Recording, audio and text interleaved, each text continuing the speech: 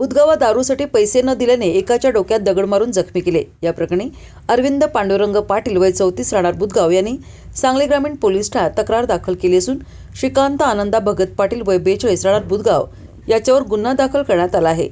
फिर्यादी मंगळवारी सकाळी 5 वाजता व्यायामाला निघाले होते। यावेळी संशयित श्रीकांत यांनी त्यांना बुधगावात गावबाग आंबेडकर चौकात थांबून त्याने फिर्यादीस दारू पिण्यासाठी 100 रुपये मागितले।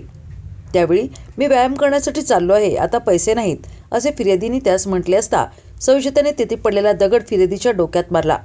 त्यावेळी फिर्यादीच्या डोक्यातून रक्त येऊ लागले। फिर्यादी यांनी दगड का मारलास असे विचारले असता संशयिताने फिर्यादीस आईवरून शिवी देऊन परत तेथे खाली पडलेली लोखंडी सळीसारखे काहीतरी घेऊन त्याने फिर्यादीच्या डाव्या हातावर मारून जखमी केले।